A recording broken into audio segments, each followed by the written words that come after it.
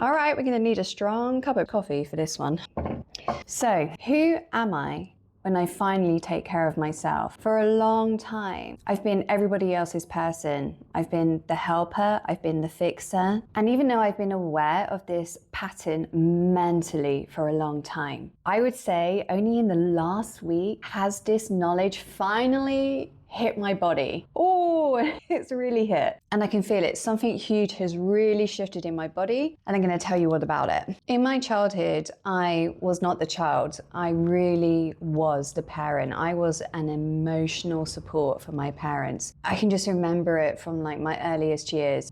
My mom always complained about my dad, and my dad always complained about my mom. And who did they complain to? They complained to me. And I quickly learned that if I am there for other people, then I will be loved, then I will be accepted, then I will be safe. And I'm only child, right? I'm an only child. So it was very difficult to carry that weight of hearing secrets from one side and secrets from the other, and just trying to manage it, trying to keep everything above board. Equally, my dad was a very depressed man. God rest his soul. He died in May this year. So he was depressed, and my mom is a very highly anxious person. So I also had all of these different things in the mix going on. And when you're trying to deal with all of those emotions every day, then you start to think, I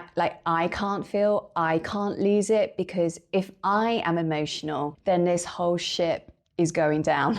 That's what I really felt. I felt that I could not express my needs and my emotions, because then where is the stability? It's so interesting.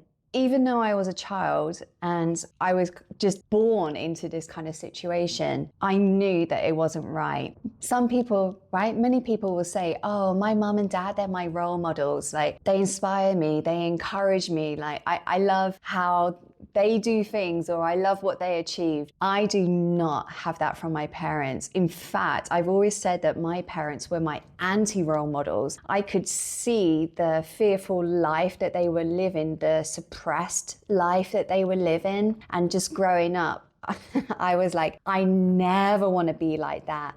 So I think it actually made me be even more outward, even more extrovert, even more expressive when I was outside of the house, because my worst fear was to end up like them. As soon as I could go to university, I did. I could not wait to leave that house. And yeah, it's probably why I haven't even stayed in the UK, why I went on such a long journey of traveling for 15 years, because I didn't want to go back home.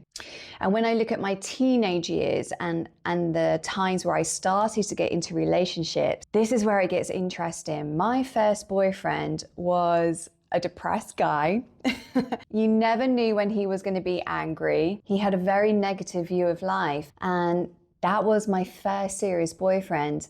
And looking back on it, I can see that I was trying to adapt and morph myself so that he would be stable, he would not get angry, he would be okay. And so it has been that, up until this point in my life, I have dated guys like that, where I am just trying to keep the peace, keep the stability, because I'm not sure what they're going to do. And what has happened in that process is that I have learned to be super hyper-tuned to everybody's emotions, everybody's thoughts, everybody's feelings, but not be tuned into my own. And isn't it funny, because I'm a hypnotherapist and I am incredibly good at seeing where you are not feeling good, where the knots in your thinking are, where these subconscious patterns are happening that are making you repeat the same cycles again and again. But I want to be very honest on this channel. I am also a human being. And even though, all this study, all these books, I also have these subconscious patterns going on, and I'm going through it too. I'm learning continuously. It's a never-ending journey about what is holding me back and what is stopping me from being my most happiest and fulfilled and joyful and creative self. It's been a huge revelation this week, and it is a difficult pill to swallow. It's a very uncomfortable belief to have been revealed to me that actually I have felt the safest in my life when I am in unsafe situations or relationships. I have felt the safest when my care and stability and safety was not even being considered. Ooh, that's tough. I've lived a very colorful life and I've had different professions along the years. I mean, yes, I studied as a psychologist and it has come full circle. I'm right back working in this field. But in between then, as I was trying to discover myself, I've done many things. And all this travel in 15 years, when I was a travel writer, my blog was Solo Female Adventure Travel. And looking back on it, my slogan was, face your fears, be the best that you can be. So I would really put myself in very challenging situations to see if I was capable of it. And at the time, I thought that was great. Right? Oh, I'm learning who I am. I'm learning what I can do. But actually, I really was putting myself in some really dangerous situations at times. And now, from this revelation of this week, I can see what was going on there. I felt safe in unsafe situations. There was one time in Bangladesh where politically there was a lot of trouble going on and they were shooting foreigners, okay? And little old me was like, you know what? This is a really good time to go to Bangladesh. I mean, come on, Alice. And when I was traveling around there, locals were like, what are you doing here? You shouldn't be here. And I was like, la, la, la, la, la, it's fine. I mean, you know. Also, interestingly, as I'm on this path of starting over again in my life, I'm 41 now. Of course, when you are doing the work that I do, really helping people understand these repetitive patterns that are not serving them, then you have to work on yourself. Right? It's really important for me to understand life, understand patterns, understand relationships, understanding why businesses are not working, which goes way deeper than business strategy, right? Your business is built on a very healthy and strong foundation, which is you. But yeah, I do a lot of work on myself. And please don't think that I'm saying that in a sense of like, oh, I really need to work on myself. I just want to understand myself and how I can do things better, more joyfully, more creatively, right? But I was working with a dear friend. I think I've mentioned her before in another video, my dear friend Danielle. And we were doing some subconscious work. And she said, what do you fear the most? And the answer that I said really surprised me. I said, I'm scared of scary people. And at the time, we actually interpreted that as something else. But yeah, looking at that answer now, I really see it in a new light from everything that has happened this week. I was scared of people not being happy. I was scared of people getting angry. I was scared of people not feeling accepted. It has a whole new meaning. That's what I was scared of. And I was sacrificing myself in the process. There was one time that I was traveling in Taiwan and I was staying in this hostel, and I stayed there quite a while actually, because the hostel was really homely and most of the people staying there, like, we were there for about a month. So we really got to know each other. And I remember this one time that I was in the living room and two others were in the kitchen and I overheard them talking about me. And I remember the guy saying to the woman, Alice, like, she's weird. And I was like, oh, I'm weird. And yeah, he was saying, do you see how she just laughs randomly in conversations? That's really weird. And yeah, he was right. I didn't notice this pattern at the time, but I was doing that. It's a little difficult for me to explain, but I think I was just laughing randomly in conversations to try to soothe the situation or make people happy. But yeah, it was definitely some kind of coping mechanism or a way to ease any tension in a conversation, even when I don't think there was any tension. I mean, there wasn't any tension between us, but this was something that I had learned, which yeah, probably did look very weird to other people. Oh, retrospect. Another thing that I've noticed in myself this week is that I used to joke to people that I could be friends with an axe murderer, and that is not even funny, right? That is not funny. If I am saying that I could be friends with an axe murderer, that's heavy. Like, oh, I'm going to bend myself backwards for an axe murderer. Like, I'm going to understand an axe murderer's intentions, morals, values. Yeah, I'm learning a lot this week. What is sad is that at one of the lowest points in my life, I really had to start questioning myself. I started to believe that God only put me on this earth to make sure others were okay. And this is the problem, right? We can have the most amazing skills, like actually, right, let's talk about this straight, okay? Having a caring heart, the ability to listen, the ability to see someone's emotions and see the patterns and see the problems. That is a gift that I genuinely believe that I was born with. The problem is when that gets hijacked, or you yourself are overgiven that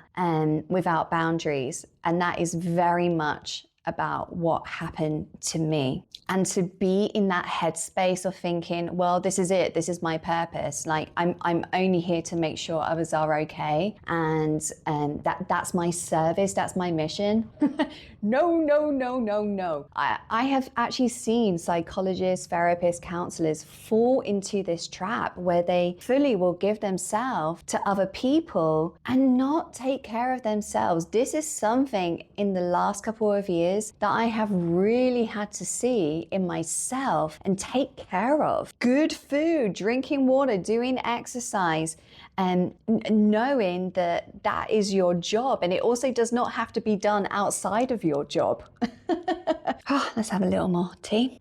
What has happened to me this week has been huge, a big wake-up call, and I want to tell you about the things that have happened to help you see how I am growing and how I am transforming through my own curriculum, right? You will see in my other videos that I will always talk about what I have lived and experienced, and then how I have flipped that into tools and strategies and processes that can really help you. So I'm really giving it to you in this video because even though it's been a week, I've learned a lot and I want to show you what's been going on. I firmly believe that God will give you the curriculum when you are ready. In my little journey on YouTube so far, it's only been 3 weeks at the time of filming, I have been talking a lot about emotions and understanding yourself and respecting yourself and setting the boundaries, because that is what is going to build a really good life and business for you. And of course, as I have been making these videos, God is like, all right, Alice, you know it, you see it, you know what to do, but can you do it? Can you embody it? And oh yes, I have been on the assault course this week. I've had a number of experiences this week that have shown me that I have been trained to tune into others before I tune into myself. What if I actually tuned into myself first before tuning into others? Life would be very different, and I am excited to see what's going to happen. So first of all, I live in a beautiful house. It's really lovely, and because I know so many people from my travels, I'm very well connected across the world. So I will rent my rooms out sometimes to people who want to come and stay. I have a friend staying with me right now. It's been just under a week, and it's just been the case in the experience that a number of boundaries have been crossed, which have felt very uncomfortable for me, but probably nothing to her, okay? And it's been so interesting to see my reactions this week to that. When these things were happening, my body was freezing, and in the moment, my body didn't feel good. I didn't feel comfortable. I didn't feel safe. But I genuinely was in the freeze response, that I felt that I couldn't speak up in that moment. And those old patterns were happening in me where I was trying to make the situation peaceful, calm. Oh, everything's okay, right? But my body, now that I have been tuning into it way more in the last year, was telling me, Alice, this is not good for you. This doesn't feel good for you. You should say something, but I just couldn't. I really freezed in the moment. And here's the thing, isn't it? Like, when you start to feel these things, then your mind starts to play tricks with you. So I started asking myself, oh, maybe you're being silly, or why are you thinking this? Or maybe it's nothing. The shame, the guilt, the self-doubt really floods in, and sometimes you can just be unsure of yourself. But I stuck with it. I really did not dismiss those emotions. I did not dismiss how I felt. And I was like, okay, I'm feeling like this, and I'm just going to stick with it. I'm not going to self-soothe by looking at my phone. I'm not going to self-soothe by just trying to do something else. I stuck with it. And here's something really important to know. It is never too late to speak up. If you cannot speak in the moment, I know we would all like to. This is something we have to learn. But if you cannot speak in the moment, it's okay to speak about it later. I had to really sleep on it and process that emotion and understand how I was really feeling before I could confidently speak. And I did. I really spoke to my guest about how I was feeling about certain behaviors. Thanks God.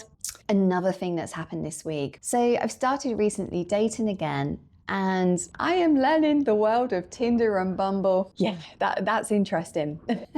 and the thing with where I live is that it's a very close-knit community. So everyone does kind of know everybody. It's a little bit of a small world. And I went on a date with this guy one evening. Very nice date. And he said, hey, let's meet up for breakfast tomorrow. My hotel has a really nice pool. Come round, we'll have some coffee, we'll have some breakfast. I was like, great, no problem. Well, as I was getting ready the next morning to see this guy again, my friend messaged me and showed me that he was also talking to her. Bear in mind that this was 30 minutes before our date. Now, look, don't get me wrong, okay? I understand that in dating, you are going to be seeing probably a number of people at once. I get it. But if a guy is messaging another woman literally 30 minutes before he sees me and asking her what she's doing that day, nope, I cancelled. Another very tiny thing that happened this week, but was very impactful for me, is that I'm in the music community. I love playing music so much, and I play the drums. And every week, the band changes, which I love. You never know what you're going to get. Open mic definitely keeps me on my toes. And the singer who was there this week, we played and we did different songs. And she said to me at the end of the night, she said, oh, thank you so much for playing with me. You are such a patient drummer, which I found so interesting to hear. I've had a number of people tell me, oh, you're so patient, you're so understanding, you're such a good listener. And yeah, they're really good qualities. But just hearing that repeatedly lately is like, well, how much do I want to be like that? Again, it's a flip, isn't it? It can be an amazing superpower, an amazing gift, but if it is overused, or you are not respecting it, or the other person is not respecting it, then things start to get a little wobbly. Last but not least, I was out last night watching some of my friends play a live show, and this guy kind of came up to me and started talking to me. Lovely man, but I was not interested at all.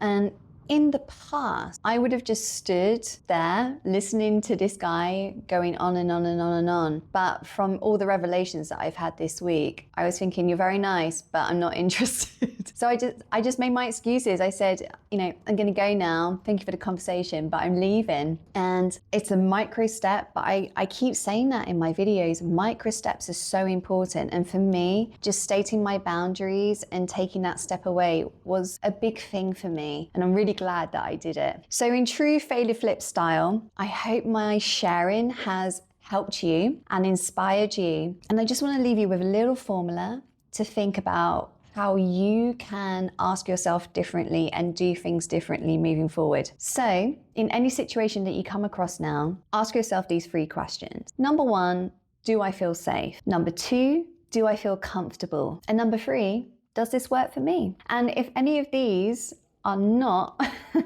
what feels good, then you know what to do. Because now you are switching from this idea of how can I keep this person stable to how can I serve myself first. I'm really excited about my next chapter.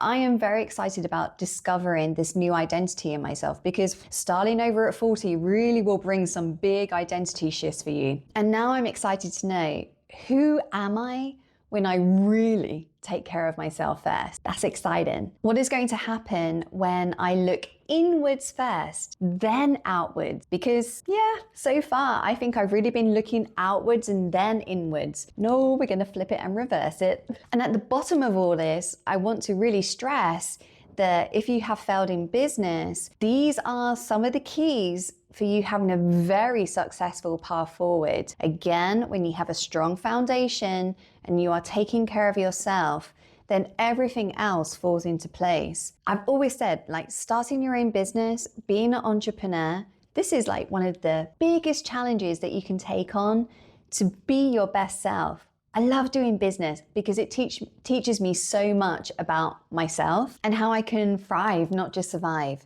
Yeah, it's exciting. Up next, well, no, I've got no idea what my next video is going to be, to be honest.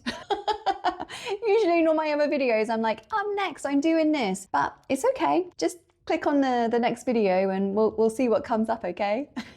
And remember, you have not failed. You've been forged. Keep going, my friends. Okay, done.